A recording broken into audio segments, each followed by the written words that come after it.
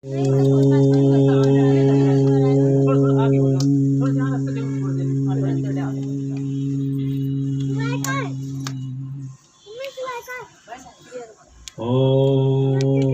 चैतन्यं शाश्वतं शान्तं व्योमातीतं निरञ्जनं नादबिन्दुकलातीतं तस्मै श्रीगुरुवे नमः।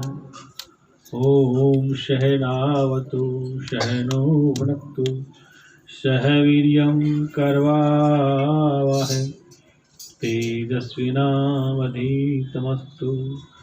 मा विद्विषावहै। 2 मिनट में शास्त्र लोग कीर्तन बोलेंगे।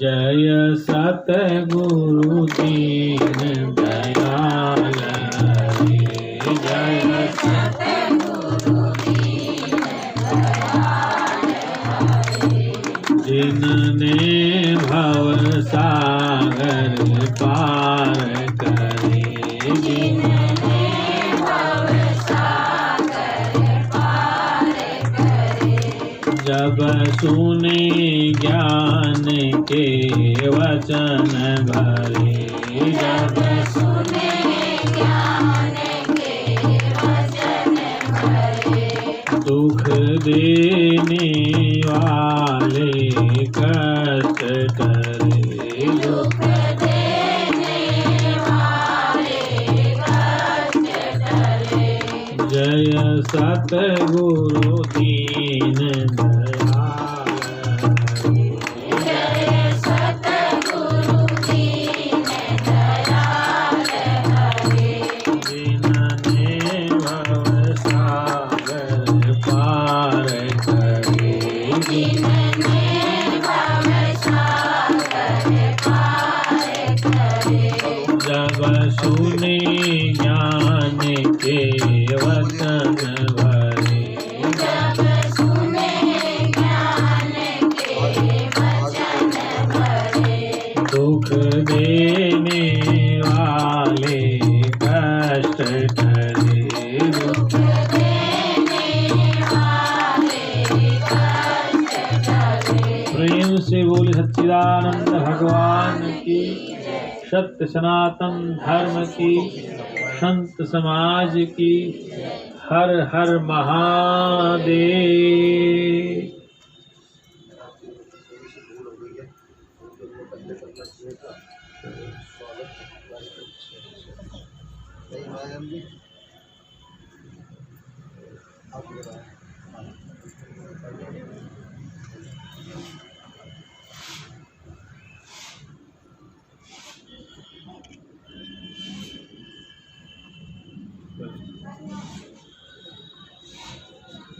अर्चनी वंदनी है उस जगत नियंता परम पिता परमात्मा की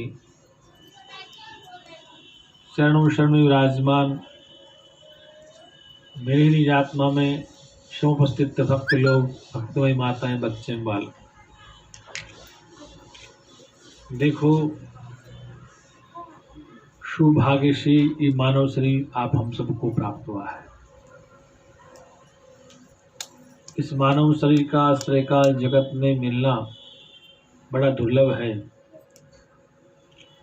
जो हमें मिला हुआ है।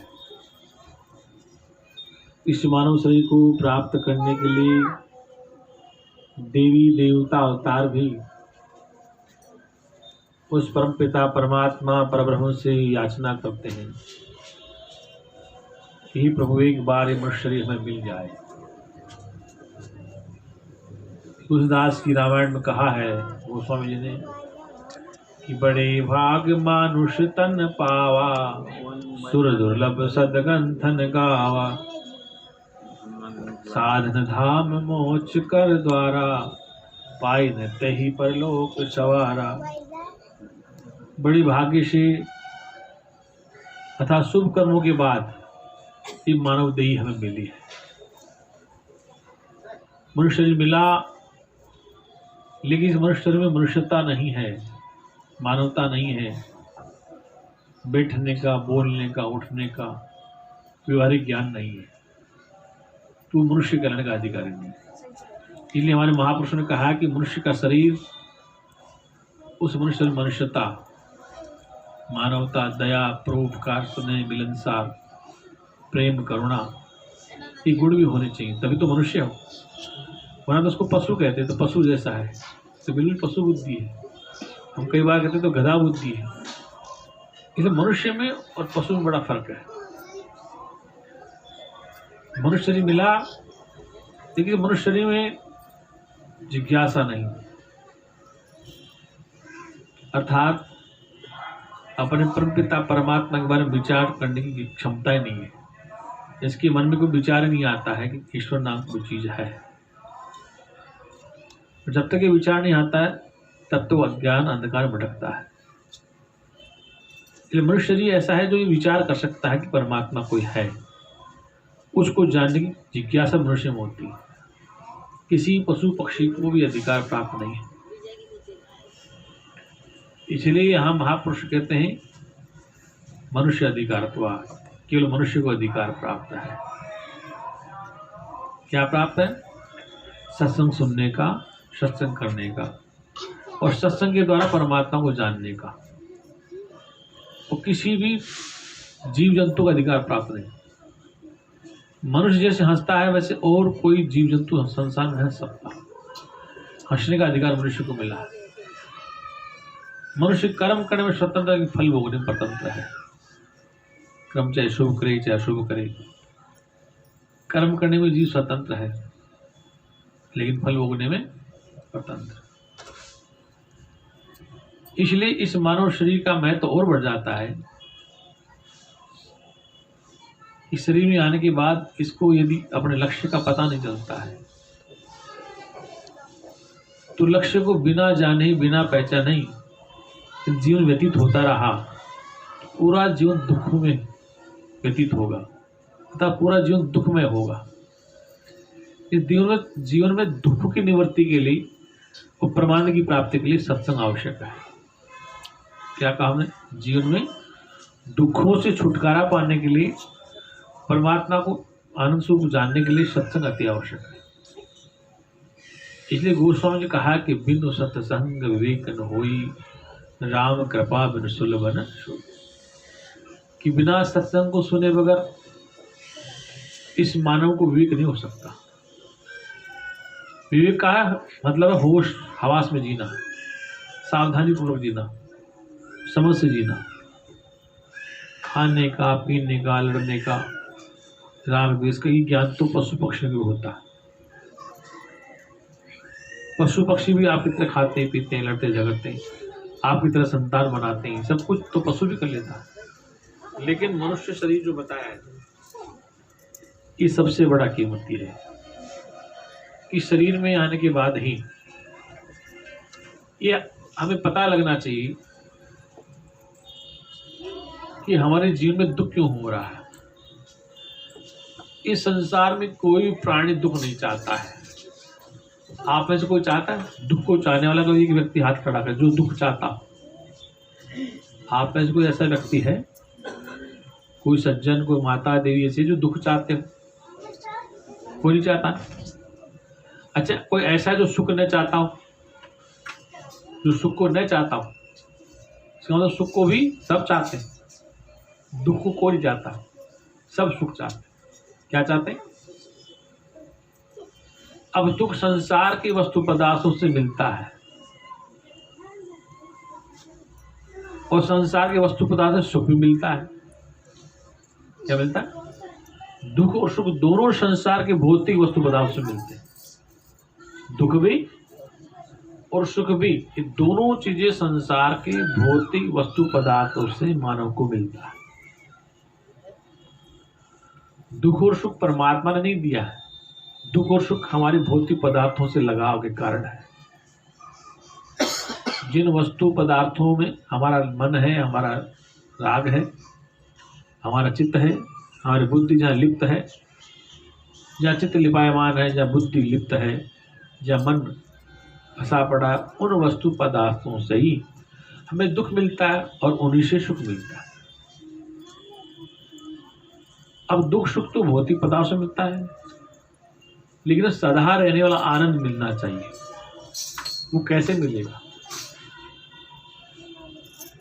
इसलिए हर मनुष्य को उसकी तलाश करनी चाहिए कि सदा रहने वाला आनंद या चैन कैसे मिले। संसार के वस्तु पदार्थों से थोड़े समय का सुख मिल जाता है, उसके बाद वो सुख खत्म हुआ, फिर दुख आ गया, फिर दुख थोड़े दिन रहा, फिर सुख आ गया। ये सुख दुख जीवन में आते जाते रहते हैं। जब आपके जीवन में सुख आया तो भी आप शरीर में थे, जब आपके जीवन में दुख आया तो भी आप शरीर में बैठे। मतलब ऐसा नहीं कि दुख में समय शरीर का आपका त्याग हो गया या सुख के समय शरीर नहीं रहा। ऐसा शरीर दोनों अवस्था में रहता है तुम्हारे पास। जब दुख आया तभी शरीर है, जब सुख आया तभी शरीर। और शरीर में रहकर जानने वाला तुम्हारे पास है। दुख सुख को जाने कौन? अभी दुख हुआ है, अभी सुख हुआ है, आपके अंदर बैठा तो जानता।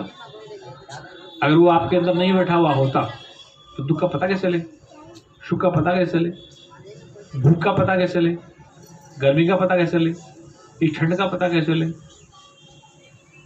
बरसात का पता, संसार का पता कैसे चले? आपके होने से जगत का पता चलता है। आपके होने से ही संसार की वस्तुओं की जानकारी होती है। यदि आप इस देह में नहीं है तो संसार कोई महत्व नहीं। इसलिए संसार की वस्तु पदार्थों से पहले आपका होना अति आवश्यक है। क्या कहा मैंने? संसार के भौतिक वस्तु पदार्थों से पहले आपका होना अति आवश्यक है। अगर आप नहीं है तो संसार के भौतिक वस्तु पदार्थों कौन पहचानेगा? कौन उनकी वैल्यू करेगा? कौन उनको भोगेगा? कौन उनको छुएगा? कौन उनको प्रयोग करेगा? इसलिए आपका होना पहले आवश्यक है। इस शरीर की सुंदरता को चमकाने के लिए आपके अंदर बैठा है कोई जानने वाला। गंदगी आई साफ कर लिया, नाक आया साफ कर लिया, सब कुछ टनाटन रखता शरीर। क्या इस शरीर में जैसे भी गंदगी आई वो कहता है नहीं सफाई करो, आंख धोया, मुंह धोया, मलमूत्र का त्याग कर दिया। शरीर में जो बैठा वो जानता है। आपके मन में सुख आ रहा है, दुख आ रहा है, कितने समय का है उसको वो जानना है, दुख कितने समय उसको वो जानना है, सुख कब आया कब चला गया इसकी भी जानकारी उसको है। मतलब भगवान नहीं जानने वाला। आपके जीवन में सुख आया है, दुख आया है तो भगवान नहीं जानता मंदिर वाला।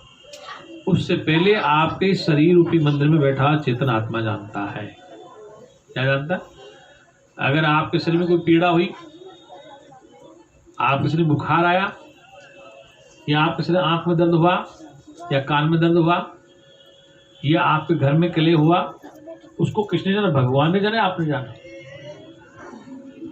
मतलब वो भगवान नहीं जानता, वो आपके अंदर बैठा हुआ जानना पहले कि मेरे घर में कलेश है, मेरे मन में दुख है, मेरी बुद्धि काम नहीं कर रही है। तो जो कुछ हो रहा है उसको आप जान रहे हैं।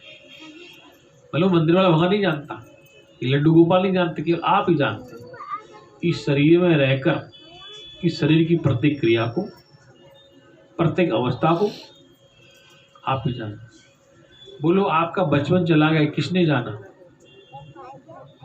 आज जो फोटो देखते हैं, मैं ऐसा था पहले छोटा बचपन, बड़े होने के बाद आप अपनी फोटो देखो कि मैं ऐसा था बचपन, फिर और बड़ा होगा, फिर दाढ़ी काली थी सफेद होगी, तो ये क्या है? ये कौन जानना? इस शरीर की जो अवस्थाएं बदलती जा रही, क्या इस शरीर की जो अवस्थाएं बदल रही हैं, बचपन, जवानी और वृद्धावस्था, ये बदल रही है, कौन जानता? भगवान जाने, तुम जानते हैं?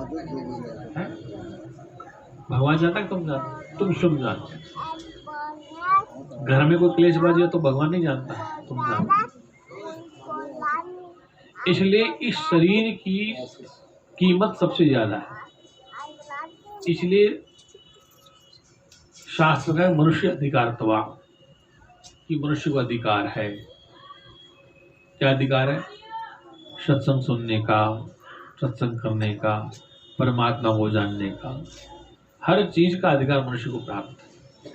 इसलिए मानव शरीर की कीमत जितने भी जीव जंतुओं से ज्यादा है।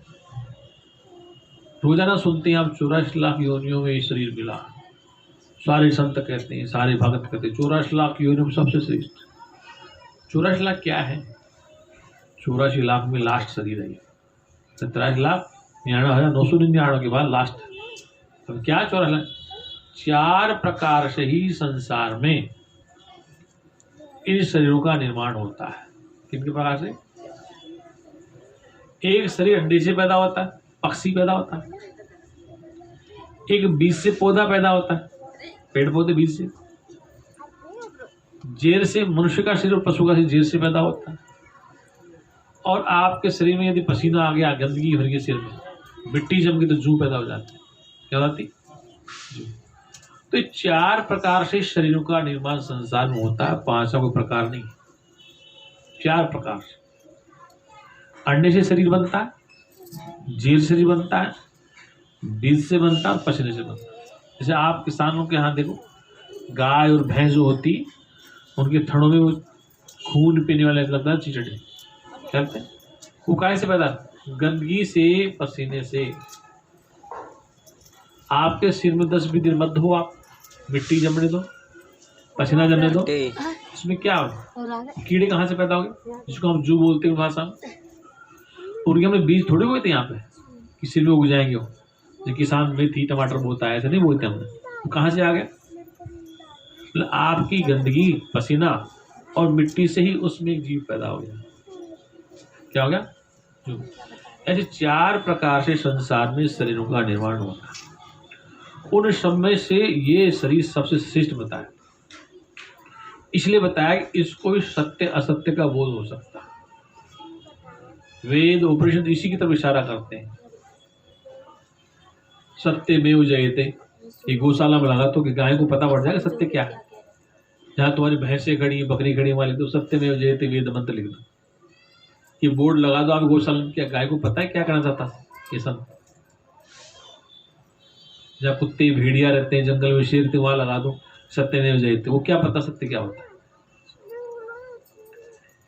वेद मंत्र पशु पक्षी नहीं पढ़ सकते, नौर्थ का जानते। चल कहीं लगा के देख लो, गौशाला में जो गौ सेवा लिखते हैं ना, गाय को पता नहीं है वो गौ सेवा, हमें जानते गौ सेवा करनी है, पशु पक्षियों की सेवा करनी। पशु पक्षी जानते क्या लिखा है इस पर।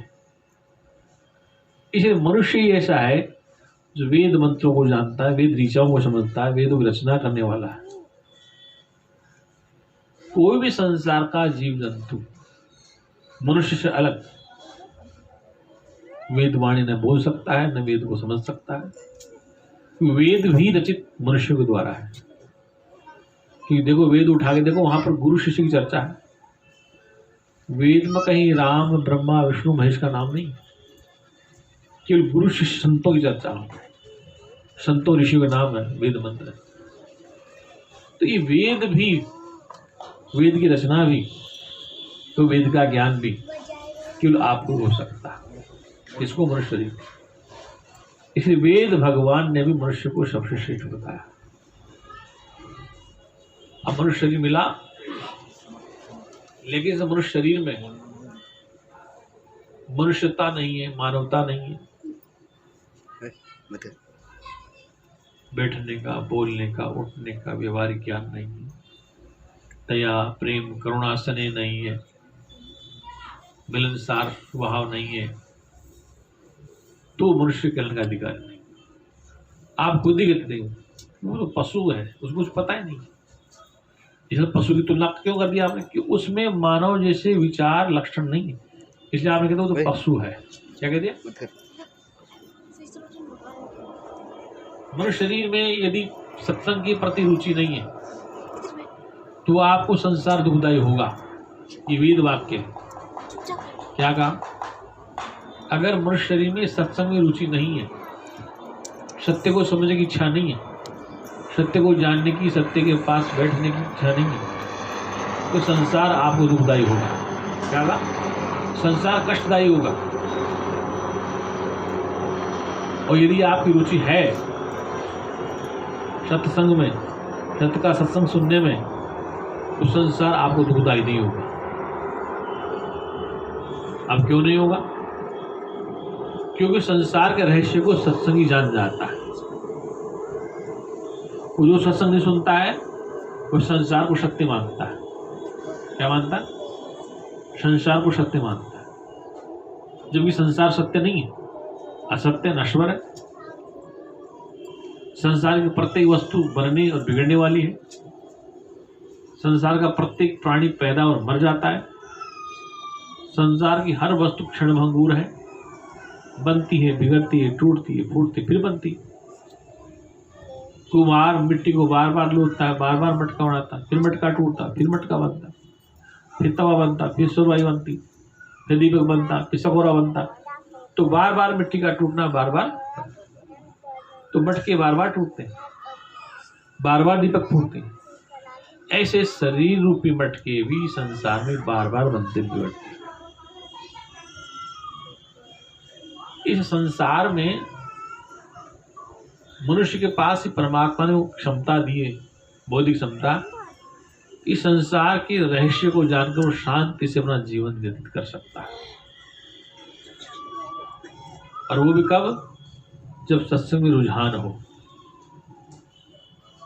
सत्य को समझने की प्रबल जिज्ञासा हो, तभी चैन मिल सकता, वरना नहीं हो सकता। अब प्रश्न ये आता है कि सत्संग कहते किसे हैं? क्या भजन गाना, गाना बजाना, नाचना कूदना ये सत्संग है? ये सत्संग नहीं, ये सत्संग की तरफ मोड़ने का रास्ता है। भजन कीर्तन क्या है? आपको मोड़ने का तरीका। जैसे कोई बच्चा स्कूल नहीं जाता है, उसको टोफी दे देते, बिस्कुट देते, पैसा देते हैं, आइसक्रीम खिलाते, तो उससे एक रास्ता बन जाता है, उसको लोभ दिया जाता है कि स्कूल जाना। तो उस टोफी के लालच में, आइसक्रीम के लोभ में बच्चा स्कूल जाना सीख जाता है। ऐसे भजन कीर्तन ये आपके मन को मोड़ते हैं। क्या करते हैं? आपके मन को संसार से हटाकर सत्य की तरफ मोड़ते। तो ये भजन कीर्तन साधना ये क्या है? आपके मन को मोड़ने के उपाय हैं। तो मन जब मुड़ जाएगा तो फिर सत्य का बोध चलेगा। जब तक मन संसार में रच पच रहा है तब तक सत्य का बोध नहीं होगा। ये जितने भी साधन है संसार में, मन को मोड़ने के लिए। जब मन मुड़ जाएगा, बच्चे को स्कूल में जाने के लिए तो रास्ते सारे, बिस्कुट, टॉफी, पैसा, आइसक्रीम। जब उसका मन लग जाएगा पढ़ने में, फिर आप बिस्कुट दो या आइसक्रीम खिलाओ मत खिलाओ, अपने आप उसको चिंता हो जाएगी कि मुझे पढ़ना है। ऐसे जीव को जब एक तो स्वयं जागृति आ जाएगी, तो जागृति लाने के लिए प्रभात फेरियां हैं, मंदिर में पूजा है, आरती है, भजन की, केवल जागृति पैदा करने के लिए। कई बार संदिग्ध प्रातःकाल प्रभात फेरी करते हैं गाँव गाँव। तो प्रभात फेरी इस मनुष्य को लगाया जाए सत्य के मार्ग, उसका अपना महत्व है भजन पूजन। लेकिन सत्संग, सत्य और संग, ये चार अक्षर है, सत्य प्लस संग। सत्य क्या है? जो वेद ने कहा, त्रिकाला बाधकता, जिस वस्तु का तीन काल में बाध नहीं हो सकता, तथा तो तीनों कालों में समाप्त नहीं हो सकती वस्तु। अक्षुण है वो, नाश नहीं होने वाली, अक्षर है, उसका नाम सत्य है। संग का मतलब आप जानते हैं, साथ साथ उस सत्य के संग होना जो न बदले, न बने, न बिगड़े, न जन्मे, न मरे, उसको समझना ही सत्संग है। जब तक सत्य से एकीकरण नहीं होगा, सत्य के साथ एकीकरण नहीं होगा, जब तक तुम सत्संगी नहीं हो। चाहे तुम नाम जप लो, नाम दान ले लो, कुछ भी कर लो, लेकिन जब तक सत्य और तुम दो अलग अलग हो, तब तक सत्य का संग होगा कैसे? हो सकता है क्या? जब तक तुम परमात्मा को अपने से अलग मानते रहोगे, तुम अलग मानते हो, तब तक एकीकरण नहीं हो सकता, सत्संग नहीं हो सकता। इसलिए सत्य का संग करने का तात्पर्य है कि नियमित रूप से सत्संग श्रवण किया जाए, जिसको वाणी के द्वारा संत बोलते हैं। तब तुम और सत्य अलग न रहो, सत्य और तुम दो न रहो। मैं और मेरा यार एक गली में रहते हैं, लेकिन फिर भी दर्शन को तरसते हैं। मैं हूं, मेरा यार परमात्मा एक गली में, इसी में रहते हैं, लेकिन दर्शन नहीं कर सकते। आज तक जीव ने कभी भगवान को नहीं देखा, और भगवान ने कभी जीव को नहीं देखा। क्यों नहीं देखा? अगर यदि आपने भगवान को देख लिया है तो भगवान को मरना पड़ेगा, और यदि भगवान ने आपको देख लिया तो आपको मरना पड़ेगा। आज तक भगवान को कोई देख नहीं पाया। क्या दिख पाया? क्योंकि जो दिखाई देगा वो क्या होगा? नश्वर होगा। कैसा होगा? जो दिखाई देगा कैसा होगा? नाशवान होगा, क्योंकि आपकी आंखों ने जिसको जहां देखा है, आपकी आंखों ने जिसको जहां देखा है वो वैसा नहीं रहेगा। इस आंख ने जिसको जहां देखा वो वैसा नहीं रह सकता, बदलने वाला, छूटने वाला, खत्म होने वाला। इसलिए भगवान बदलने वाला, छूटने वाला नहीं, जो आपके सामने आ जाए। क्या? क्योंकि यदि ऐसा होगा तो उसकी भगवत्ता खत्म हो जाएगी। इसलिए भगवान कभी तुम्हारे सामने नहीं आ सकता। यदि आ गया तो उसको मरना पड़ेगा। कि तुम या भगवान दो नहीं रह सकते, एक ही रहेगा। क्या रहेगा? एक को तो मरना ही पड़ेगा। क्या करना पड़ेगा? कन्या को, पति को प्राप्त करने के लिए घर को तो छोड़ना ही पड़ेगा। क्या करना पड़ेगा? लड़की को विवाह करके पति घर जाना ही पड़ेगा, और नहीं तो पति नहीं मिलेगा। इसी प्रकार जीव को उस ईश्वर का बोध करने के लिए तो खुद को मारना पड़ेगा या उसको मारना पड़ेगा। दोनों नहीं रह सकते, एक ही रहेगा। बोल सच्चिदानंद भगवान की। ये मेरी बात आप लोग समझ रहे हैं या नहीं समझ रहे? मैं नहीं समझा महाराज जी। क्या? हाँ, थोड़ा नीचे लेते हैं। देखो, भगवान भी मर जाते हैं क्या? जो नाम रूप वाला तो मरेगा, जो नाम रूप वाला भगवान तो मरेगा। नाम और रूप में जो आ गया, जिसका रूप है, जिसका नाम है, वो तो मरेगा। बताओ, आज तक राम, कृष्ण, ब्रह्मा, विष्णु, महेश के दिखाई दे रहे घूमते फिर? तुम भी लड़ रहे हो उनके लिए, हम भी लड़ रहे हैं। किसी को आज तक मिले राम, कृष्ण, ब्रह्मा? देखे कहीं ज्यादा? अगर होते तो दिखाई देते, क्योंकि नाम रूप वाले थे, वो नहीं। अब उनकी मूर्तियां हैं, उनके मंदिर हैं, जो फोटो है, जो हमने बना रखी। क्या कहा हमने? जो नाम रूप में आ गया भगवान, कोई भी, वो नाश को प्राप्त होगा। क्या होगा? जो नाम रूप में भगवान आ गया, लेकिन जिसे भगवान कहा है वो नाम रूप में आने वाला नहीं है। जिसे भगवान कहा वो नाम रूप वाला, वो नाम रूप से रहित तो शुद्ध चैतन्य आत्मा, वो जन्म मरण से रहित। लेकिन जो भगवान नाम रूप में आ गया, किस में आ गया? बताओ, मैं तो पूरे हिंदुस्तान में घूम लिया, मुझे तो न गणेश जी आज तक मिला, न राम जी मिले, न कृष्ण जी मिले, न महावीर मिला। महावीर की भी क्या, मैं बुद्ध की जन्मभूमि जाके आया, बुद्ध तपस्या वहां भी रह के आया, मिले नहीं, मूर्ति मिली, वो नहीं मिली। या उनका साहित्य मिला तो पता पड़ा। वो भी यही कहते थे जो मैं कह रहा हूँ, वो खुद भी ये कहते थे कि तुम मेरी मूर्तियों के चक्कर मत फंस जाना। तो मैं कह रहा हूँ उसको समझना। बुद्ध ने भी ये कहा था। बुद्धिस्ट लोग बस बुद्ध की मूर्तियां लगा रहे हैं, उसके विचार नहीं समझ रहे। हम राम का मंदिर बना ले, राम की मूर्ति बना ले, राम के विचारों में नहीं चल रहे। मैंने कहा था ना नीचे ही रहना। ये जितने राम रूप वाले भगवान हैं वो सब बनने बिगड़ने वाले हैं। क्या ना? श्री कृष्ण गीता में अर्जुन जी तो कहते हैं, मैं हूं तो चैतन्य अविनाश अजन्मा, लेकिन शरीर लेके मैं जीव कल्याण के अवतरित हूँ। क्या लेके? ये मानव शरीर लेकर के मैं जीव कल्याण के लिए आया हूँ। लेकिन तू मुझे शरीरधारी समझता है अर्जुन, तू मुझे देहधारी समझता है, लेकिन मैं देह वाला नहीं। तो दोनों बात करें, मैं चैतन्य हूँ, अजन्मा हूँ, लेकिन तू मुझे देह वाला समझ रहा है। और मैं देह में आके बोल रहा हूँ कि जितने भी भगवान आज तक आए, भगवान बताओ सर्व जगह है, सब जगह व्यापक है। तो व्यापक होने के बाद आपके मेरे बीच में यहाँ भी है, वो पक्का है ना? यहाँ वो नहीं बोल रहा, क्योंकि बोलने के लिए उसको अंतःकरण चाहिए। क्या चाहिए? शरीर चाहिए। क्या चाहिए? बिना शरीर के कोई अवतार आज तक नहीं बोल पाया। कभी राम बन के, कभी कृष्ण बन के, कभी बुद्ध, कभी महावीर, कभी कबीर, शंकराचार्य बन के, ऋषि दयानंद बन के, विवेकानंद बन के शरीर लेके आए। क्या लेके आए? तो शरीर के माध्यम से बोलेगा, और शरीर नश्वर है उनका। क्या है? लेकिन शरीर के द्वारा बोध करा के, जैसे अग्नि क्षम जलती है और जल के खाक कर देती, खुद ही बंद हो जाता है, जला करके तो जो खुद भी शरीर लेके आए, उपदेश दिया, खुद भी शरीर में चले गए, शरीर से ही चले। तो कहने का तात्पर्य जितने नाम रूप वाले भगवान हैं वो पैदा होने वाले हैं और मरने वाले हैं। लेकिन नाम और रूप से जो रहित है, देखो सुनो, आपको समझाते हैं। जब भगवान कृष्ण का जन्म हुआ, क्या हुआ?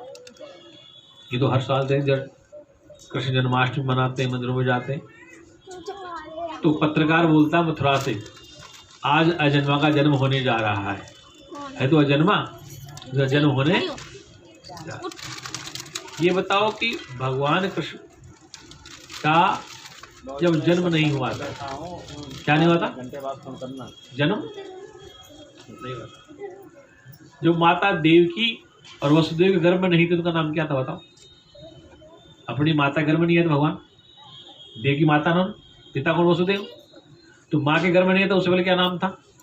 और पिता वसुदेव गर्भ में क्या नाम था? और वसुदेव से पहले क्या नाम था? तो गर्गाचार्य तो बाद में नाम रखा ना, जो माँ के गर्भ से बाहर आ गए तब नाम रखा।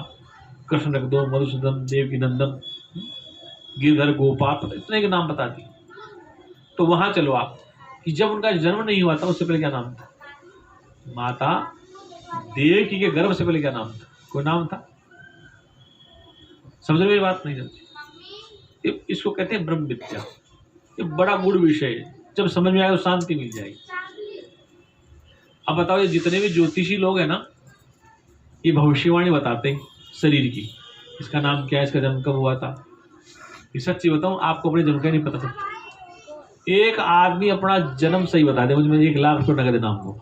आप में से कोई अपनी डेट ऑफ बर्थ सही बता दे, जन्म की तिथि समय सही बता दे, 1 लाख रुपये नगद इनाम दे रहा हूँ। कोई हो आप, स्त्री पुरुष हो, सही डेट बता दे। तुम क्या कहते हो? 70 का, 68 का, 69 का, फलाना, ये तो बताते हो, ये बताते हो ना भाई। डेट ऑफ बर्थ क्या जो माँ बाप ने बताया था? सुबह का समय था, रात का समय था, दोपहर का था, कितने बजे थी, ये तिथि, ये तो बताते हो। और ये तो बताते हो, ये और कुछ बताते हो? बताओ, ये तो बताते हो। 70 का जन्म है, 65 का है, 50 का है, सन 47 का है, सन 80 का है, ये तो बताती है, वो कुछ बताते हो? अब आगे चलूं, तुम्हारा भ्रम तोड़ूं? बताओ, जब तुम्हारा जन्म हुआ, जन्म कितनी बार हुआ तुम्हें पता है? वो तो तारीख गर्भ से आने के बाद ही बता रहे हैं। जब आपका शरीर बन चुका था 9 महीने माँ के गर्भ में, उसके बाद की तारीख है वो तो। कौन सी तारीख है? आप 9 माह तक माँ के गर्भ में रहे हम, उसमें कौन सी तारीख थी? तो 9 महीने पल चुके पहले, उसके बाद की तारीख बताना पंडित। कोई पंडित चिड़ बन जाना, ज्योतिषी कोई मेरे फिर लड़ते हैं महाराज जी क्या करते। अच्छा चलो, अब 9 महीने पहले तुम कहाँ थे, उसकी तारीख याद है तुम्हें? तुम्हारी माँ को नहीं पता। उससे पहले तो पिता घर में थे, कौन सी तारीख थी तुम्हारी? क्या कहा था आपने? आम खाता, अमरूद खाता, दूध पिया था, काजू बादाम खाए थे, तुम कहाँ से बने? तुम्हारा फेल हो गया ज्योतिष। समझ में आ गई बात? बताओ कहाँ है तुम्हारा जन्म? बताओ संजय, है किसकी जन्म कुंडली देखते हैं पंडित? पूरे घर में अरे जाती, उसके बाद आदमी पैदा होता तो वो डेट तारीख तुक्का लगा रहे, तुक्का लगा। अरे 100 पत्थर फेंकते हैं पंडित, एक तो लगी जाएगा कहीं पर। किसका जन्म बता रहे हो? आप माँ के घर में 9 महीने रहे, हम सब माँ के घर से रहे ना, ठीक है। 9 महीने पहले हमारा शरीर बन चुका था, कौन सी डेट बता रहा है? वो तो आज पैदा होने को बता रहा है। नहीं समझ? अच्छा, 9 महीने से पहले हम पिता घर में थे, उसमें कौन सी डेट थी? तुम्हारी ज्योतिष को मिल गया 0/0, कुछ नहीं, फेल। किसकी भविष्यवाणी कर रहे हो? वही संकल्प। तो ये वास्तव में संसार ऐसा ही है, मतलब भोले लोगों इतना बेवकूफ बनाया गया। जो आदमी मजदूरी कर रहा है, मेहनत कर रहा है, पिताजी मर गया, गंगा जाने के लिए रास्ता पैसा नहीं है, तो गंगा गुरु कहता तेरी बाप को मुक्ति दिलाऊंगा, इतने 1000 दे दक्षिण। वो बेचारा दिन में मजदूरी कर रहा है, अब मुक्ति दिला रहा है। तो मरने के बाद मुक्ति किसने देखी?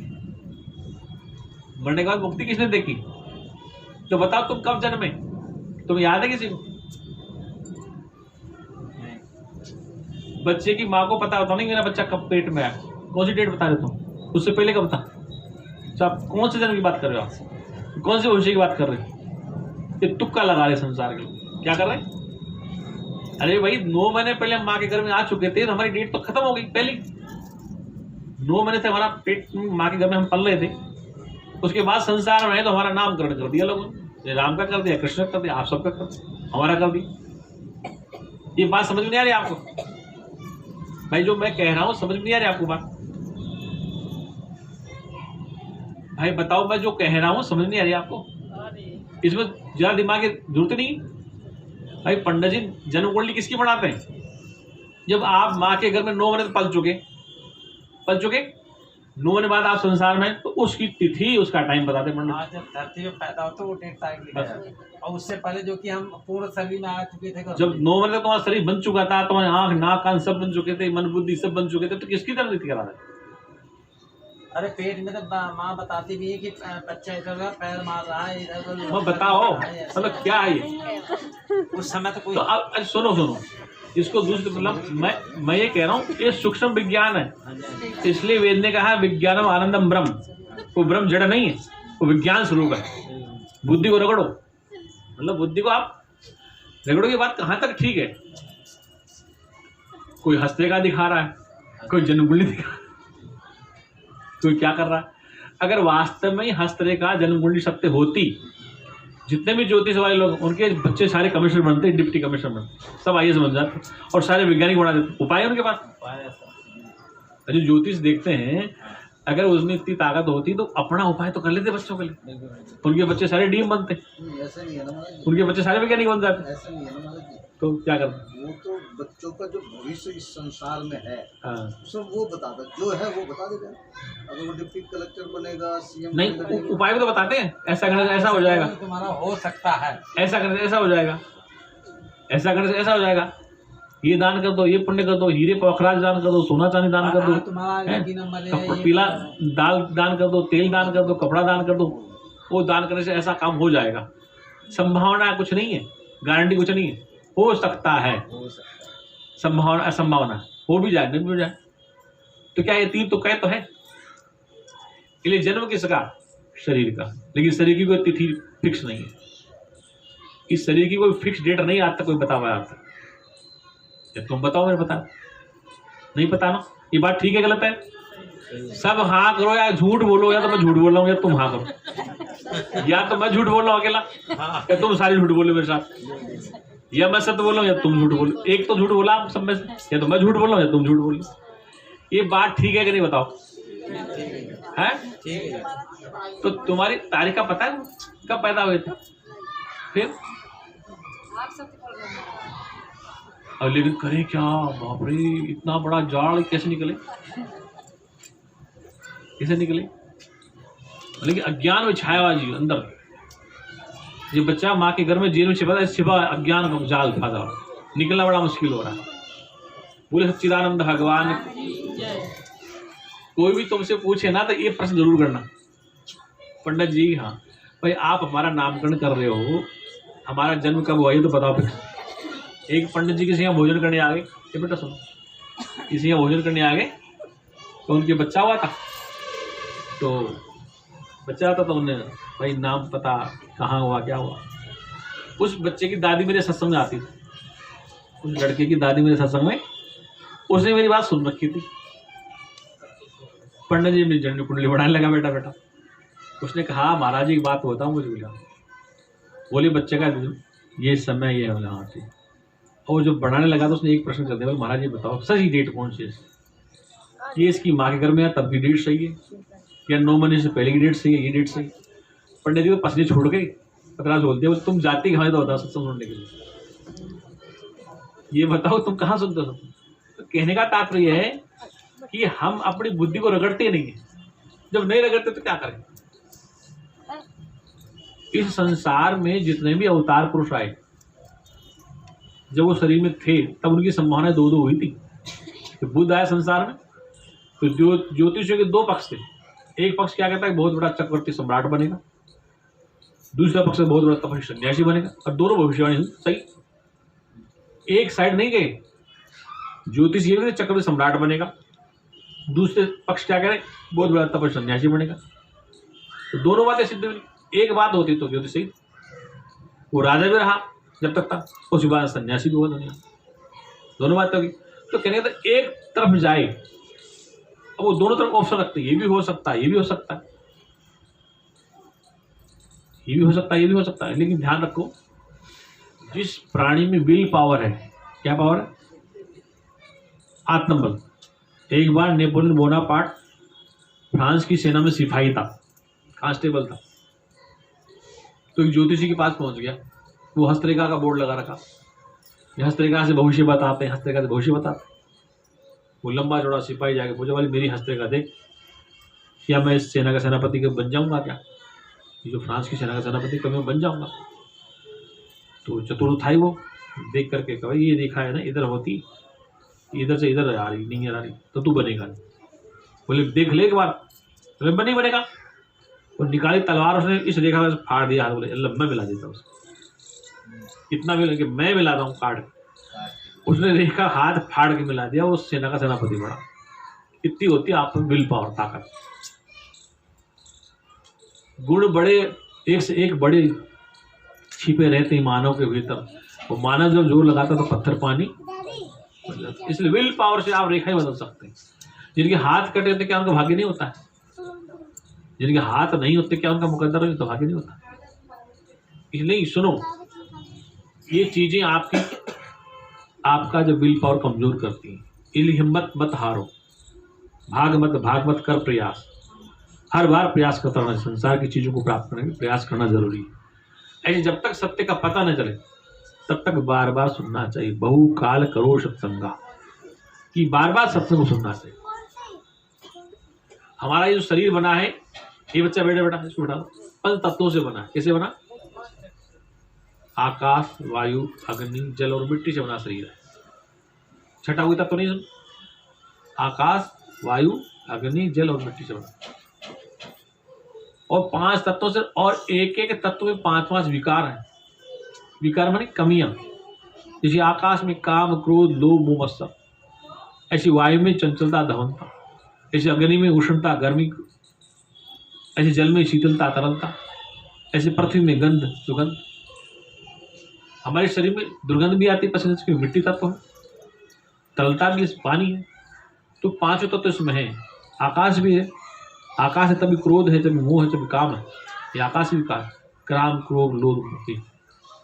तो 25 विकार शरीर के साथ है। जब हमारा शरीर बनता है उसमें 25 विकार साथ साथ आते हैं।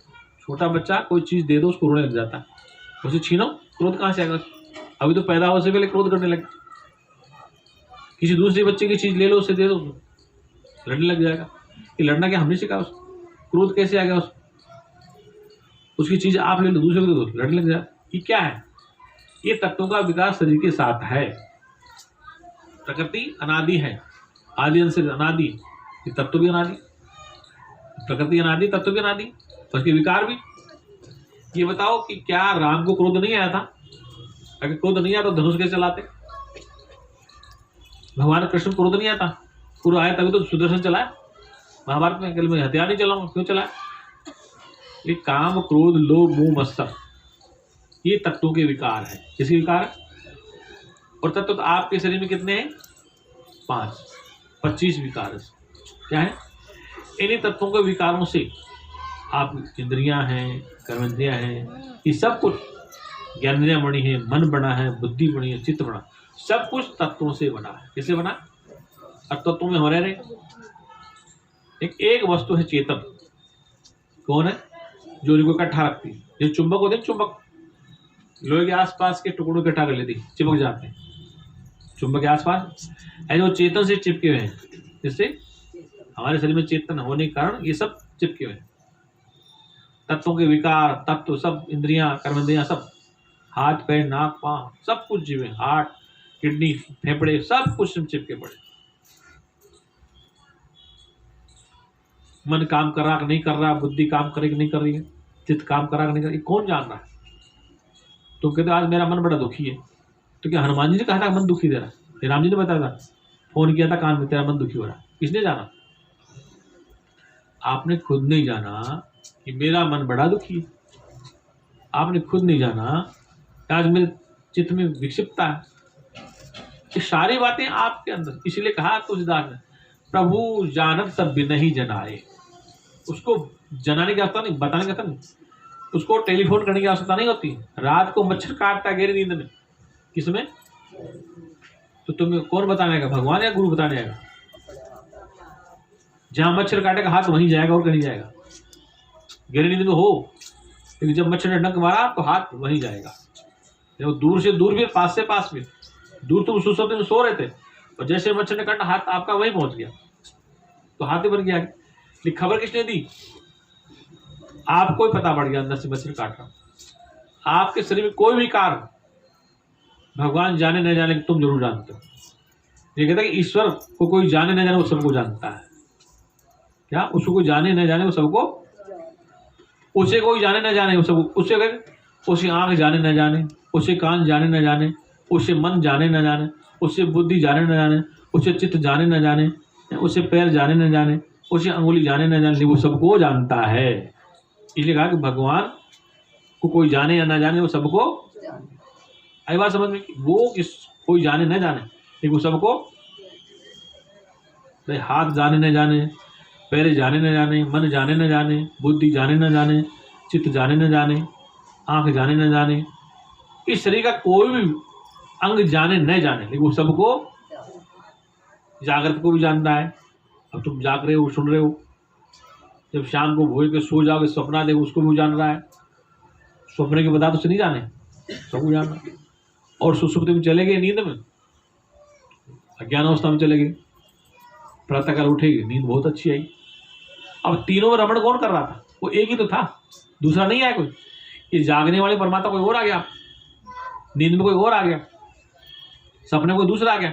तीनों अवस्थाओं में, जब तुम जाग रहे हो तब, जब तुम सो रहे हो तब, जब तुम सपना देख, तीनों अवस्थाओं में जानने वाला वो एक ही, बदलता नहीं है। आई बात समझ? मैं सपना कोई और देखने आ गया, अच्छा फिर इस सपने में बन जाता कौन अलग अलग?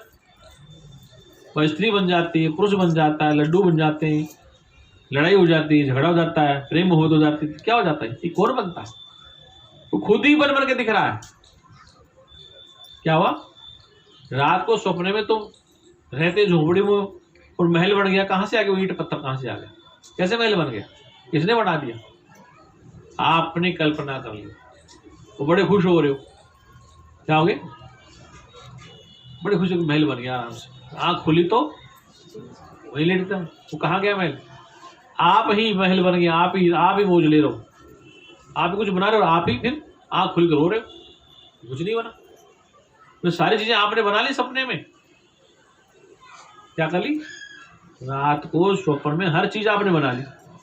और जब तक स्वप्न, देखो स्वप्न जब अच्छा आता ना तो तुम सोचते हो बहुत लंबा चले, क्या चले, और जब छूट जाता बड़ा गुस्सा आता है, सपना टूट कैसे गया? ये होता है ना, नहीं होता है क्या? सपना अच्छा आ रहा हो, किसी जगा दिया हो तो बच्चे ने, या बच्चा रो रहा तो गुस्सा आता है, इतना अच्छा सपना चल रहा था। और डरावना सपना आ रहा हो तो उठ के तो जान बच गई। अब दोनों सपने देखते हो, अच्छा भी देखते हो, बुरा भी देखते हो, और तुम ही देखते कि हंस रहे हो, तुम ही देखते कि रो रहे हो, और वहां आंख खुली तो कुछ भी नहीं। एक राजा था,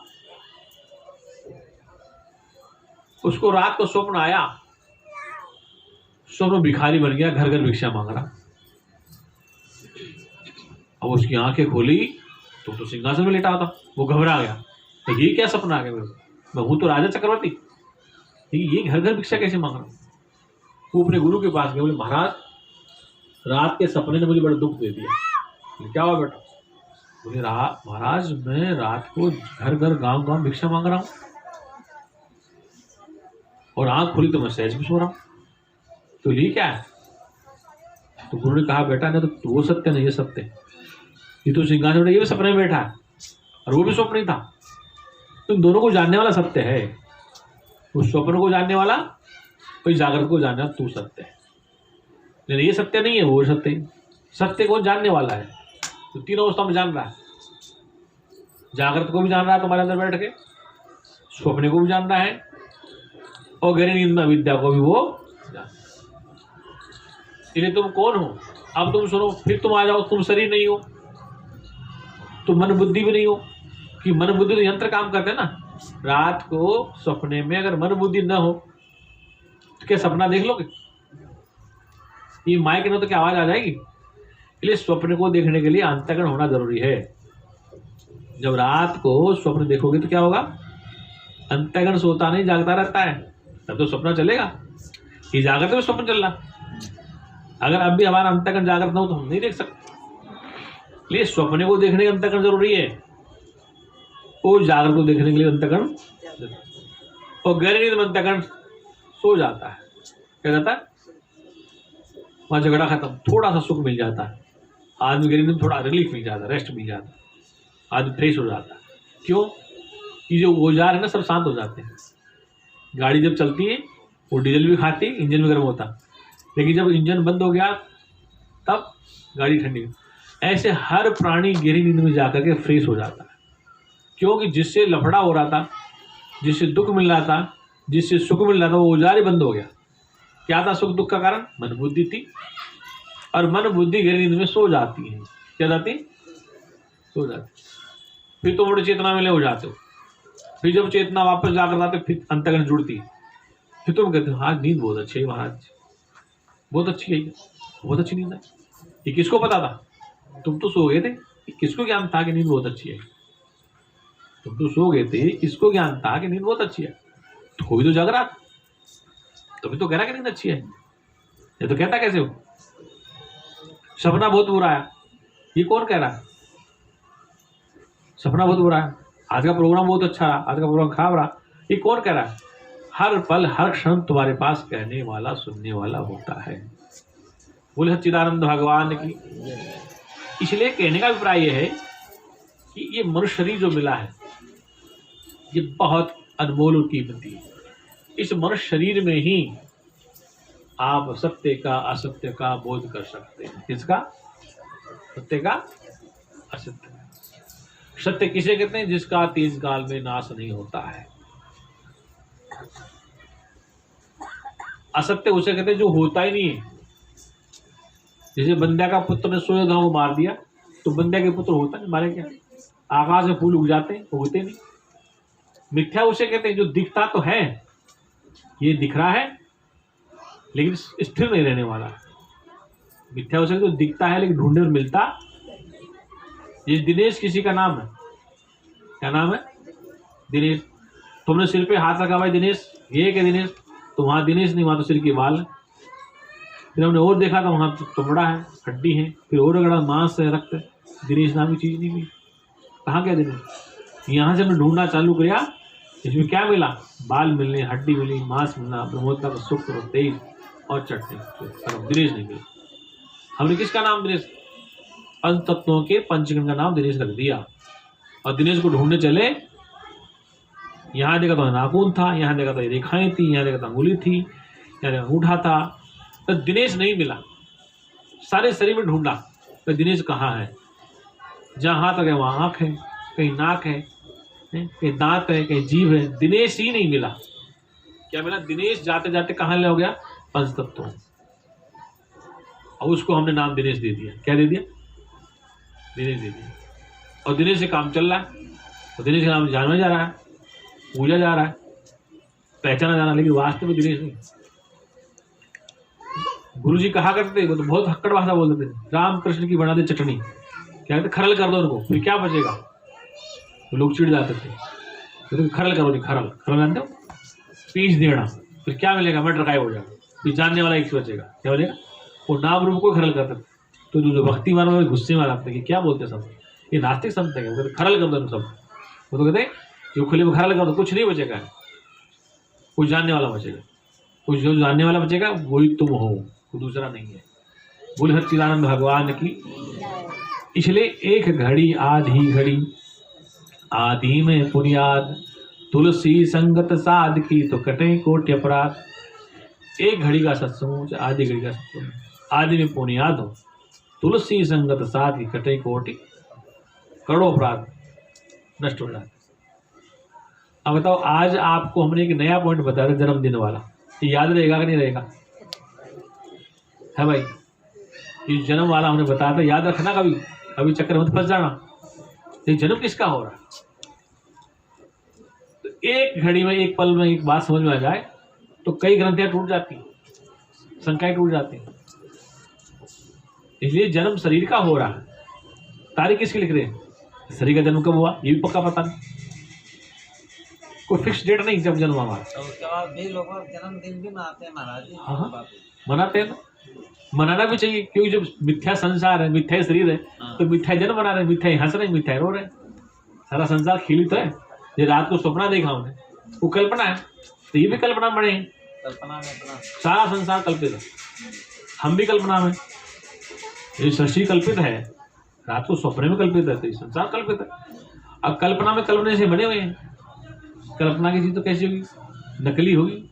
कल्पना था ना स्वप्ना, तो स्वप्न का मिथ्या, तो मिथ्या मिथ्या जैसा होगा। चाहे किसी का जन्म बनाओ, मिथ्या मिथ्या से रहता है, शरीर मिथ्या है, इसका जन्म मिथ्या है, सब मिथ्या से मिथ्या में काम चल रहा। सत्य एक परमात्मा है, क्या है? अब कैसे सत्य सुनो। कुम्हार जब मटका बनाता है, क्या बनाता है? सुराही बनाता है, मटका बनाता है, सुराही बनाता है, दीपक बनाता है, सकोरा बनाता है, मिट्टी से बनाता है। किसे बनाता?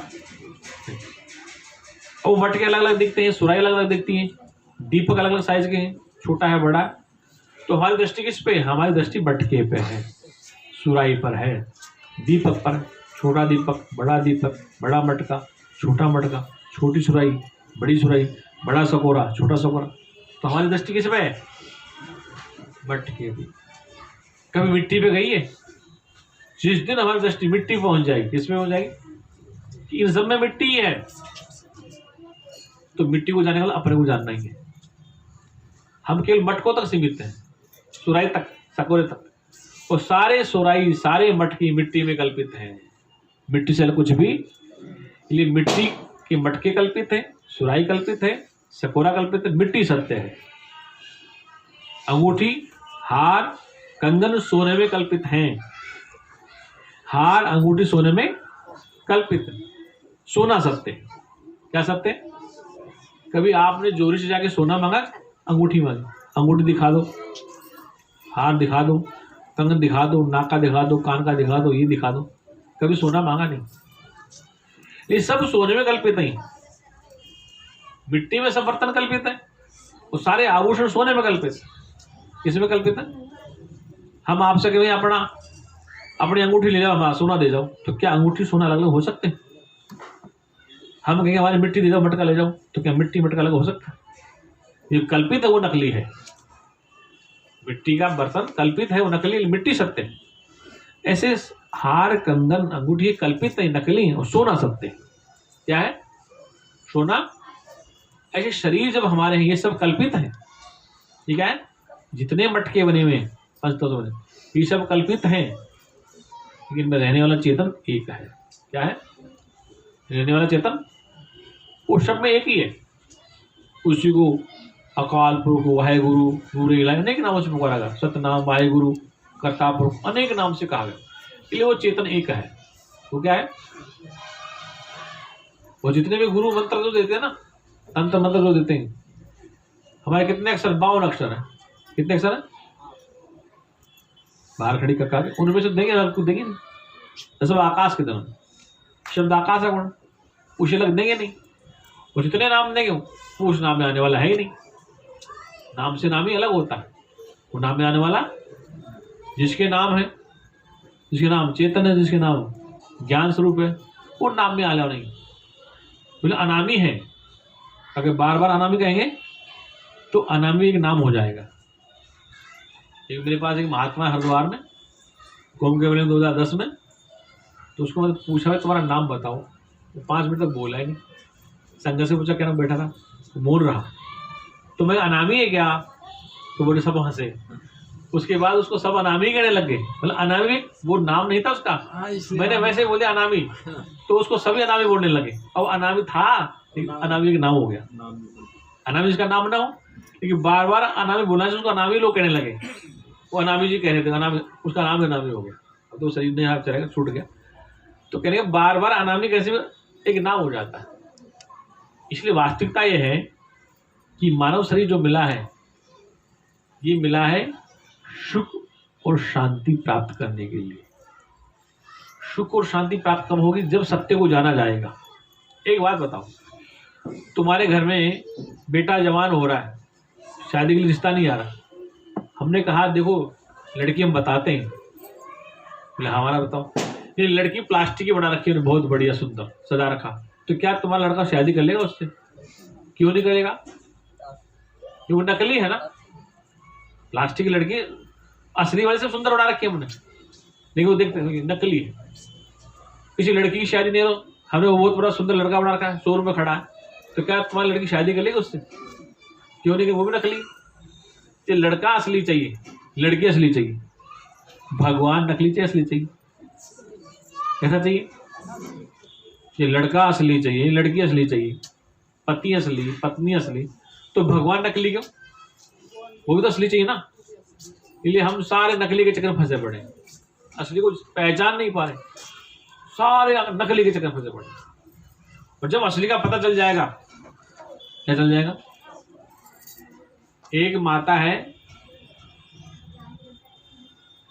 उसको संतान प्राप्त नहीं हुई, उसको दुख है कि मैंने पुत्र को जन्म दिया या कन्या को,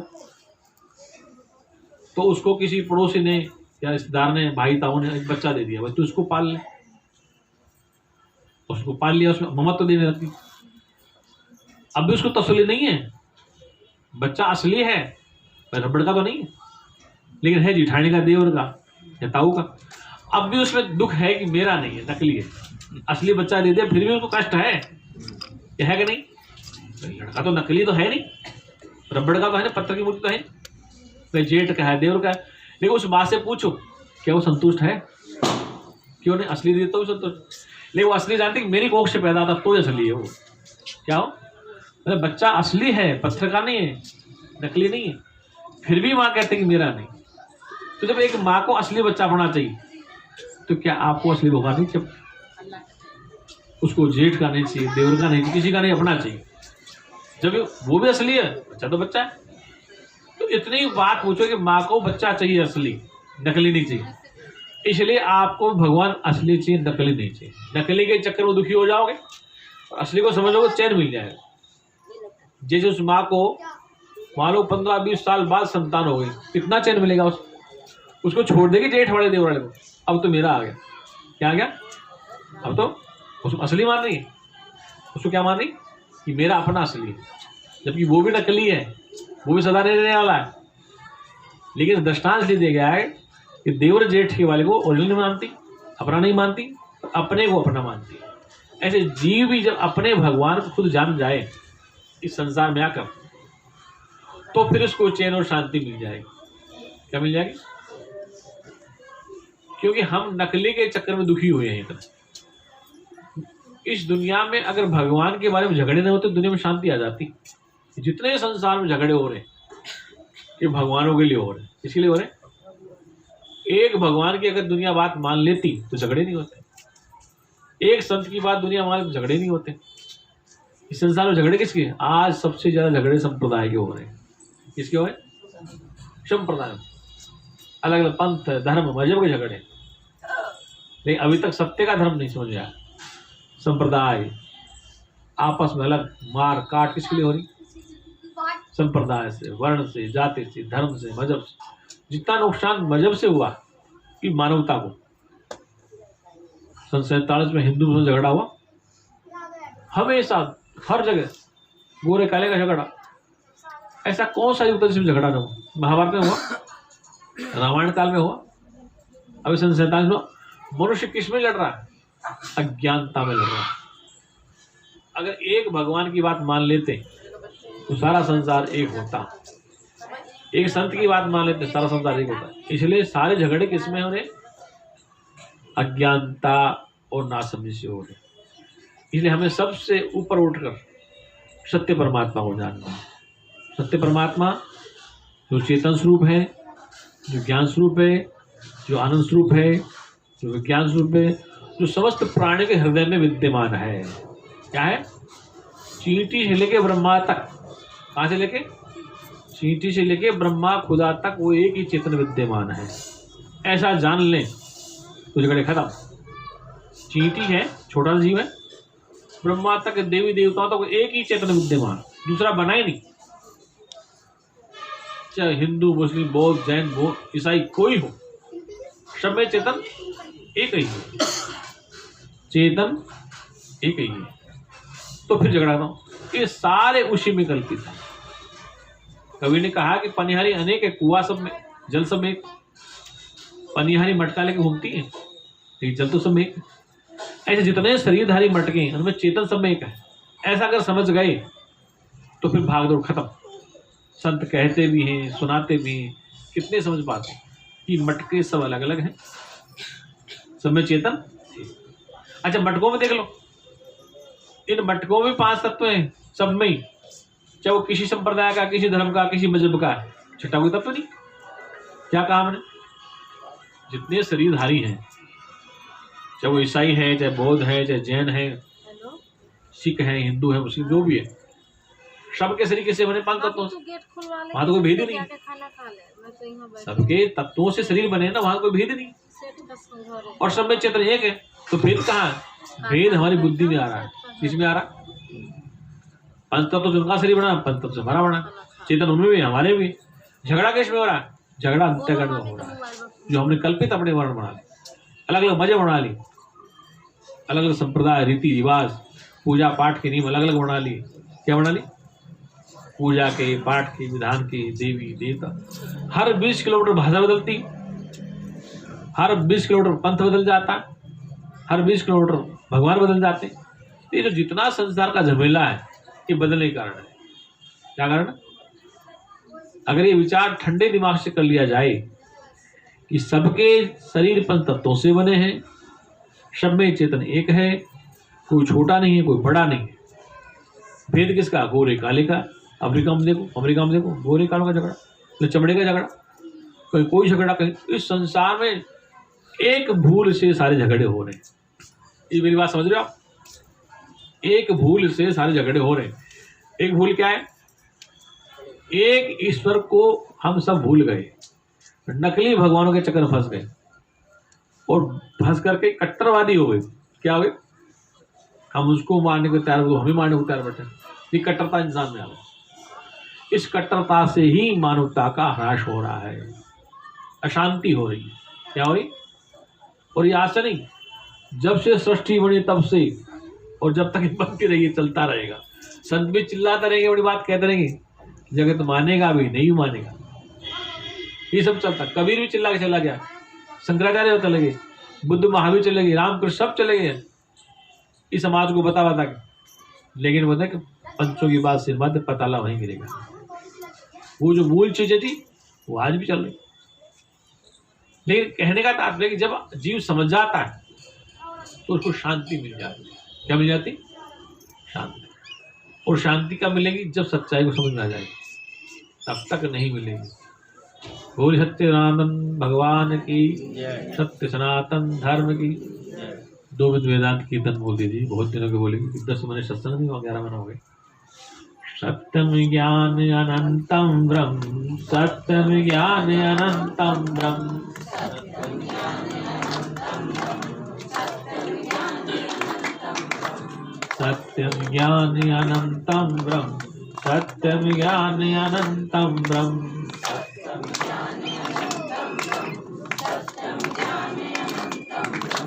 सत्यम ज्ञान अनंतम ब्रह्म, सत्यम ज्ञान अनंतम ब्रह्म,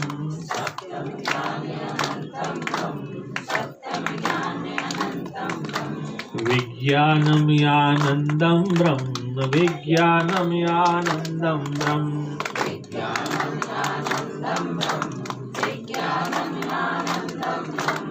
विज्ञानम आनंदम ब्रह्म, विज्ञानम आनंदम ब्रह्म,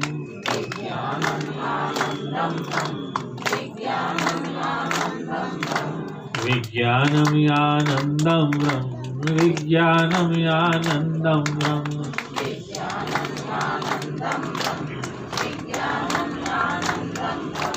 विज्ञानम आनंदम ब्रह्म, विज्ञानम आनंदम ब्रह्म,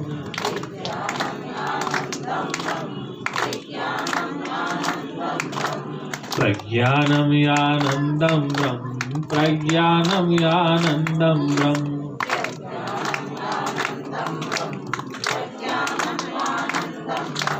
प्रज्ञानम आनंदम ब्रह्म, प्रज्ञानम आनंदम ब्रह्म,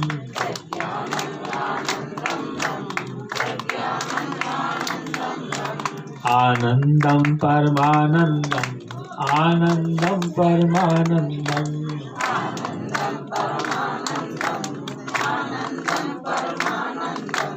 आनंदम परमानंदम आनंदम परमानंदम।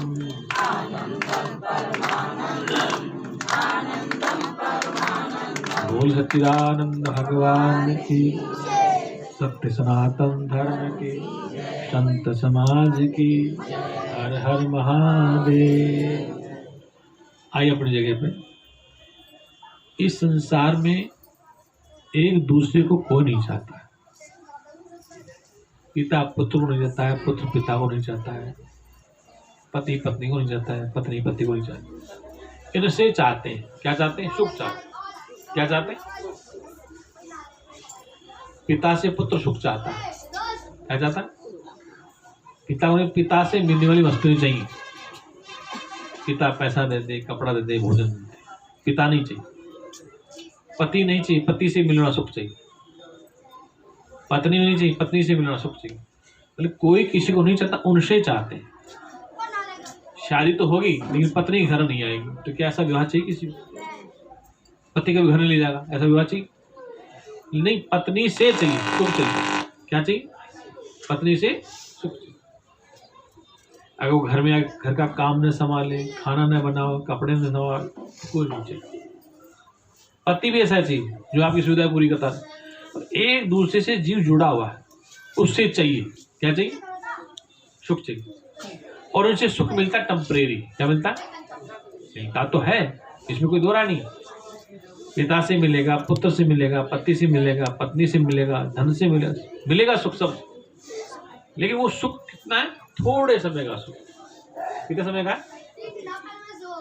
थोड़े समय का सुख है, सदा रहने वाला नहीं मिल सकता। देखो मीराबाई को सुख मिला था पति से 4 साल तक। किसको? मीराबाई को। तो राजा भोज जब वीर गति को प्राप्त हो गया तो मीरा क्या करी? इस पति का मैं क्या करूं, जन्म और मर जाए, पति तो मेरा अजर अविनाशी रहे। मीरा ने क्या कहा? उस पति का क्या करूं, जन्म और मर जाए। भोजराज तो मर गई तुम्हें, पति तो मेरा अजर अविनाशी रहे। पति माने स्वामी। क्या होते हैं? पति माने परमात्मा। पति का मतलब स्वामी परमात्मा। तो ये नकली पति हैं, ये बीच में हमें मिल चुके हैं। इन नकलियों से नकली जैसा सुख मिलता है। क्या बोलता है?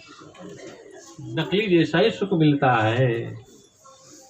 असली वाला तो असली को जानने से मिलेगा।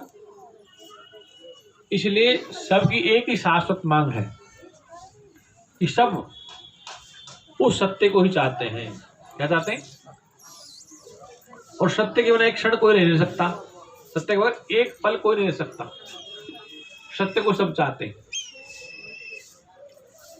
परमात्मा की परिभाषा सुनो। परमात्मा सबको प्यारा है, सब जगह प्यारा है, सबके लिए प्यारा है। परमात्मा सब जगह मीठा है, सबके लिए मीठा है, सबको मीठा, वो सब जगह मीठा। परमात्मा सबसे कीमती है, सब जगह कीमती है, सबको कीमती है, सबके लिए कीमती है। ये परमात्मा परिभाषा।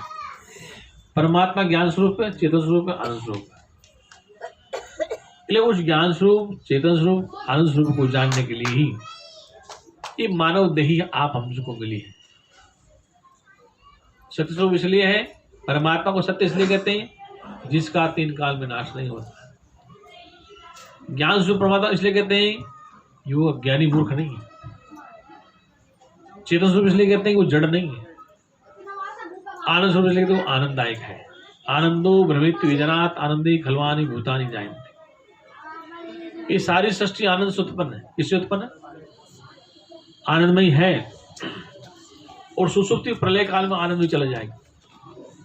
ये सृष्टि आनंद में है, आनंद से उत्पन्न है और अंत में आनंद में ही चली जाएगी।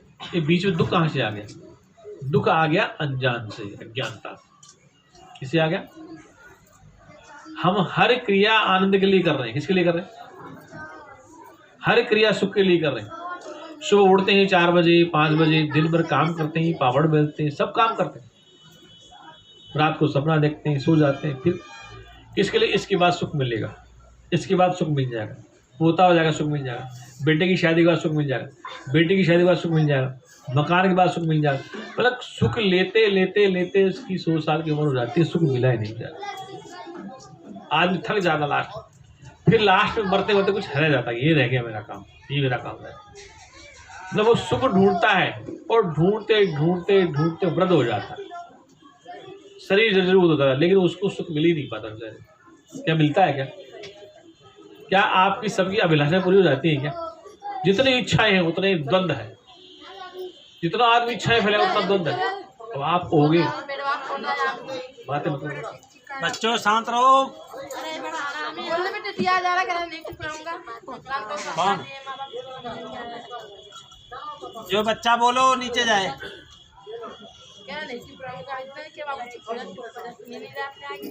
इसलिए सुख की तलाश में मनुष्य बचपन से लेके बुढ़ापे तक प्रयास करता रहता है।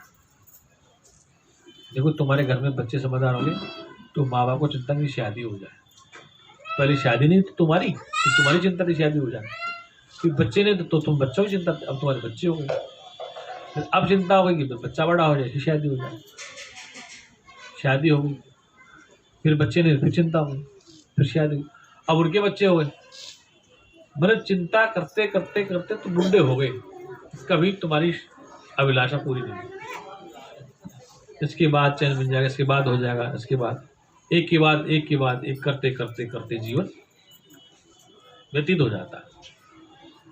और इस संसार के वस्तु पदार्थों से कभी भी सुख मिलता नहीं, परमानेंट रहने वाला थोड़ा तो मिलता है लेकिन सदा रहने वाला चैन तो केवल आपको मन को मोड़ने से मिलेगा, अपने में लगाना पड़ेगा, अपने परमात्मा में, अपने स्वरूप को जानने से, निज आत्मा का बोध होने से ही। इसलिए तुलसीदास ने कहा कि निज सुख बिन मन होय कि थीरा, निज सुख बिन मन होय कि थीरा। ये मन जब तक स्थिर नहीं होता तब तक आपको निज आत्मा का बोध नहीं। निज आत्मा जो आपका सबका अपना आपा है, अपना प्यारा है, सब जगह प्यारा है, सबको प्यारा है, उसको जानने से ही बोध होगा। उसको जानने के लिए क्या करना पड़ेगा? भागवत में प्रमाण आता है, उस परमपिता परमात्मा को जानने के लिए एक ही रास्ता है, हरि शरणम हरि शरणम हरि शरणम हरि शरणम हरि शरणम हरि शरणम हरि शरणम हरि शरणम गुरु शरणम गुरु शरणम गुरु शरणम गुरु शरणम गुरु शरणम गुरु शरणम गुरु शरणम गुरु शरणम गुरु शरणम गुरु शरणम गुरु शरणम गुरु शरणम हरि शरणम हरि शरणम हरि शरणम हरि शरणम हरि शरणम हरि शरणम हरि शरणम हरि शरणम। बोल सच्चिदानंद भगवान। उस ईश्वर का ज्ञान करने के लिए गुरु शरणागति। गुरु गोविंद दो खड़े का केला गोपाय, बलिहारी गुरुदेव को जिन गोविंद दियो। गुरु और गोविंद दोनों खड़े, अब किसको प्रणाम करो? बलिहारी गुरुदेव को जिन गोविंद दियो, उसको तो मैं जानता नहीं था। अगर ये नहीं मिलता, गुरु नहीं मिलता, भगवान और भक्त के बीच में गुरु ये मिलाने वाला क्या है, वो सत्य बता देता है तो पर्दा खत्म हो जाता है। इसलिए गुरु गोविंद दो खड़े का के लागू पार, बलिहारी गुरुदेव गोविंद दियो। गुरु को ही बलिहारी जिसने गोविंद का पता बता, अर्थात मुझे अपने निज आत्मा का ज्ञान करवाया, और निज आत्मा ज्ञान करने से मुझे सदा रहने वाला सुख मिल गया। कौन सा मिल गया? ये समझ में आ गया कि संसार के प्रत्येक रिश्ते नाते सब कल्पित हैं, संसार में सब वस्तुएं काल्पनिक हैं, केवल सच्चा सुख तो मेरी आत्मा का ही, अपने आप का है। उसको जानने के बाद इस संसार में बोझ लेता हूँ। कैसे?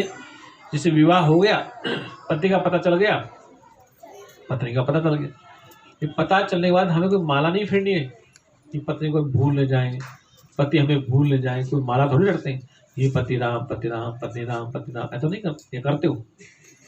पति को भूलने के लिए कोई माला है थी? पंडित ने एक बार बताया तो आज इसकी पत्नी, आज उसका पति आज तक नहीं भूले, तो क्या माला रखते हो? भगवान से भी सस्ता है तुम्हारा भगवान पति, वो भगवान आपके पति से सस्ता है।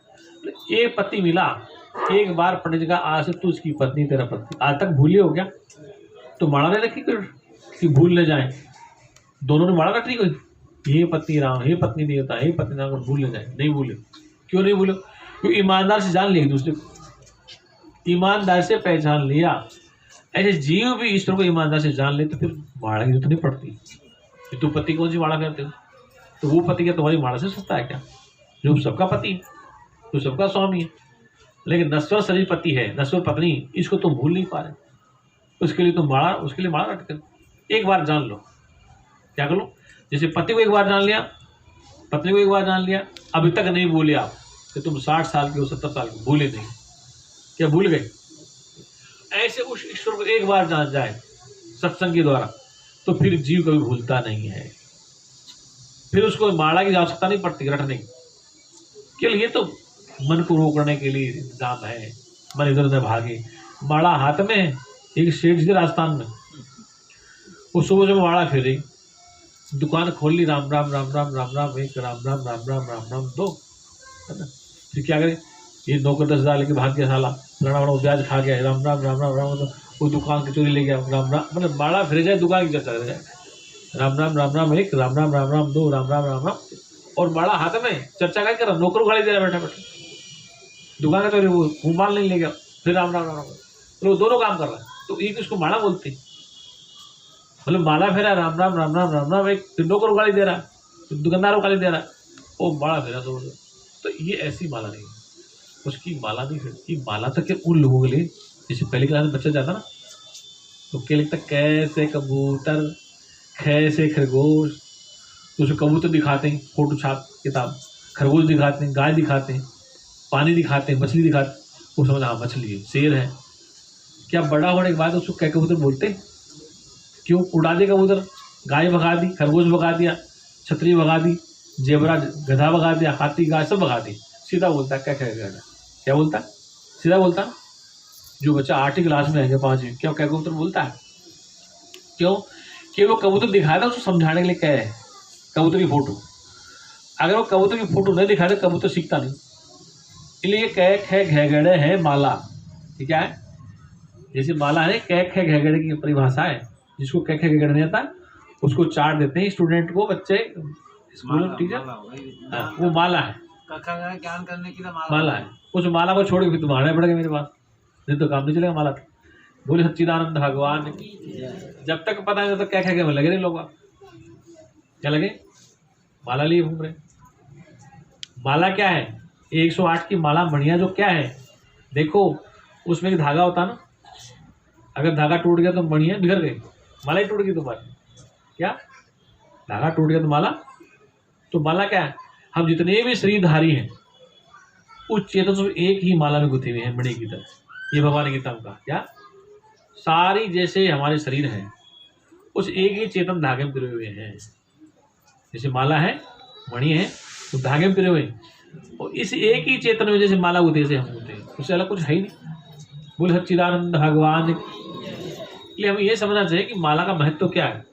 माला में जो धागा है उसमें मणि फंसे हुए हैं। जब जितने भी शरीरधारी हैं उस एक ही चेतन की डोर से सब बंधे हुए हैं, इसमें कम ज्यादा कुछ भी नहीं है।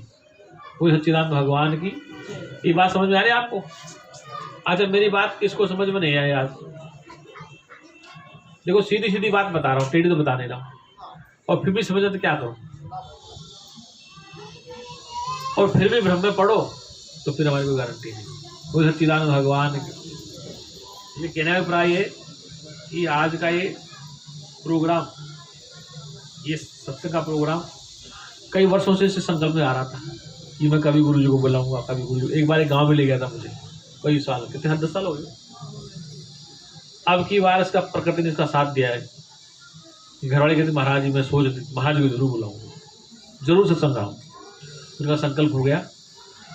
तो कहने का तात्पर्य जब आदमी संकल्प करता है तो उसको सफलता मिल जाती है। प्रयास भी करना चाहिए, संकल्प के साथ साथ अपना प्रयास भी होना जरूरी है।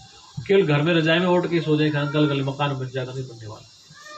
हम रजाई में उठ के संकल्प कर ले, कोई काम ही न करें है, और हनुमान जी की मूर्ति लगा ले, राम जी की लगा लिया, सुबह शाम आरती भी कर ले, बस बैठे बैठे संकल्प कर ले, ऐसा काम नहीं चल सकता। उस संकल्प को करने के लिए आपको कर्म भी करना पड़ेगा। क्या करना पड़ेगा? ये नेता देखो रात दिन भागते हैं चुनाव में, पागले घूमते, गले बैठ जाते, कान खराब हो जाते। डॉक्टर कहता है मोबाइल बंद कर दो, कान फट गए। ठीक है, हमारा वो नेता है पीलीभीत में, हेमराज वर्मा था, वो सत्संग कई बार कराता था मेरे को। तो दोबारा जब चुनाव एक बार मंत्री बन गया, दोबारा वो हार गया एमपी कई बार राजीव गांधी के सामने। तो डॉक्टर कहा मोबाइल बंद कर दो, कान से फोन सुनो, कान है ना लाल हो जाओ। 1 घंटे तो मोबाइल बंद कर दिया, कान की नसें सूख गई। तो जब जाके जीते फिर भी हार जाते, तो पता जीत जाए। इसलिए एक संकल्प करने से काम, उसके लिए प्रयास भी जरूरी है। संसार की कोई भी वस्तु आपको मिलेगी मेहनत से, किसे मिलेगी? भगवान एक ऐसी चीज जो बिना मेहनत की मिला है आपसे, उसको करना कराना कुछ नहीं है। बाकी चीजें मेहनत से मिलेगी, वो केवल ज्ञान से मिलेगा। किसे मिलेगा? वो सच्चिदानंद भगवान की जय। हे पूर्ण परमात्मा, हे सुखी होवे जीवात्मा, विश्व बने धर्मात्मा, बोलो तुम सब मेरी आत्मा, बोलो हम सब तेरी आत्मा, हाथ जोड़े वेद मंत्र बोली। इससे पहले एक सूचना दे दूं, हरिद्वार में कुंभ का मेला आ रहा अगले महीने, मार्च में चालू हो जाएगा। मार्च अप्रैल तक चलेगा, 1.5 महीने चलेगा। आप सभी लोग कुंभ में स्नान करने के लिए हरिद्वार पहुँचे। ये सबसे बड़ा कुंभ कौन सा है? मैं वहाँ सत्संग करूँगा, यहाँ कर रहा हूँ, तो इसमें यहाँ भी सत्र लगाऊंगा। तो पहला तो होगा सत्संग सुनना। पहले गंगा जी में नहाओ, तन की मैल साफ करो, फिर मन की मैल के सत्संग में आ जाओ। और उसमें आपका सबका सहयोग होगा, क्योंकि आश्रम है वो सबके सहयोग से चलता है। यात्रियों के लिए भोजन की व्यवस्था है, पानी की व्यवस्था है, बिजली की व्यवस्था है, जो भी आदि दूर राश आएंगे उन खाने पीने की व्यवस्था है, वो आश्रम तरफ से होगी। उसमें आप सबका सहयोग होगा।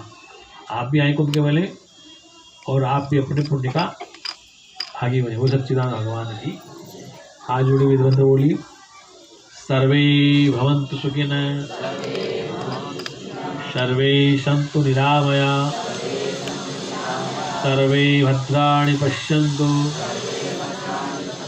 मां कश्चित् दुःख भाग् भवेत्। हे परमपिता परमात्मा, सब सुखी हो, दुखों से आजाद हो, यही हमारी सद्भावना है।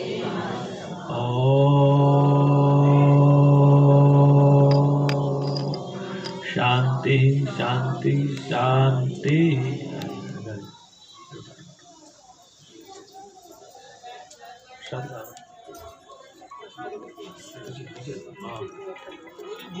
हाँ